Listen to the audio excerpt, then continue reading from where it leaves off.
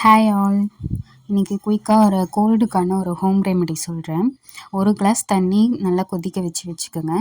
ஒரு அம்மிக்கல்லில் என்ன பண்ணுங்கள், சின்னதாக ஒரு துண்டு இஞ்சி, 4 மிளகு, கொஞ்சமாக சீரகம், ஒரு 4 தனியா, அதை நல்லா இடிச்சுக்கோங்க. இது கூடவே கற்பூரவள்ளி இலை இருந்தால் போடுங்க, இல்லைனாலும் வேண்டாம்.